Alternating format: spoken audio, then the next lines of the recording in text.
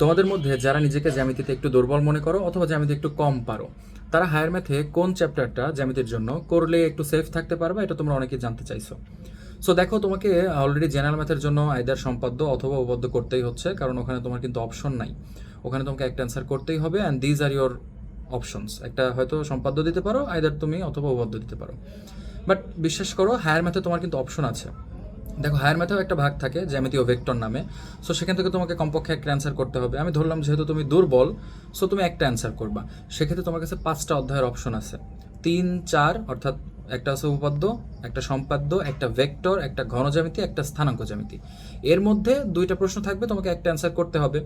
So ওই একটা তুমি যে কোনো একটা চ্যাপ্টার যদি এর মধ্যে করতে পারো এবং সেফ থাকার জন্য যদি 2টা চ্যাপ্টার করতে পারো, তাহলে তুমি জ্যামিতির টেনশন থেকে মুক্তি পেয়ে যাচ্ছ। সো 3 অধ্যায় যেটা, সেটা উপপাদ্য, 4 অধ্যায় সম্পাদ্য। আমি বলবো এই 2টা তোমরা স্কিপ করো, পড়ার দরকার নাই। এবং ভেক্টরটা অনেকের কাছে কঠিন লাগে, এটাও বাদ দাও। তোমরা যারা একটা অধ্যায় পড়তে চাও জ্যামিতির জন্য, তারা শুধুমাত্র স্থানাঙ্ক জ্যামিতি করো, 11 অধ্যায়টা। সো এটা করলে কি হবে তোমার, এটা কিন্তু অনেকটা ম্যাথমেটিক্যাল, অনেকটা কি, এটা পুরোটাই ম্যাথমেটিক্যাল। সো তুমি যদি একটু ম্যাথ বুঝতে পারো, একটু কষ্ট করে ম্যাথ প্র্যাকটিস করতে পারো, যেহেতু তুমি জ্যামিতি ভয় পাচ্ছ, এটা তোমার জন্য খুবই ভালো একটা অপশন।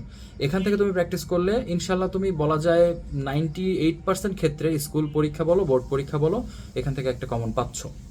কিন্তু যারা আরেকটু সেফ থাকতে চাও, ওই যে 2% যে ক্ষেত্রে হয়তো তোমাদের সাথে হয়তো একটু পেঁচানোর জন্য অন্য কিছু দিয়ে দিল, সো সেক্ষেত্রে স্থানাঙ্ক জ্যামিতি যদি নাও দেয়, অথবা যদি দেয়ও এখানে মিক্স করে দিতে পারে, যদি কঠিন করতে চায় ভেক্টর ঘন জ্যামিতিটা মিক্স করতে পারে। ইন দ্যাট কেস তুমি ঘন জ্যামিতিটা পড়তে পারো। ঘন জ্যামিতি ইজ লাইক পরিমিতি অফ জেনারেল ম্যাথ। সো এই 2টা চ্যাপ্টার তুমি যদি করো, তাহলে দেখো এখানে জ্যামিতির খুব একটা চিহ্ন কিন্তু তুমি পাচ্ছ না, কিন্তু ম্যাথমেটিক্যাল টার্মগুলো সলভ করার মাধ্যমে তুমি জ্যামিতিকে এখান থেকে কমন পেয়ে যাচ্ছ। সো এই 2টা করলে তোমরা ইনশাল্লাহ পুরোপুরি সেফ থাকতে পারতেছো, এবং জ্যামিতির যে প্যারাটা তোমাদের খেতে হয়, এটা থেকে অনেকটাই মুক্তি পাবা।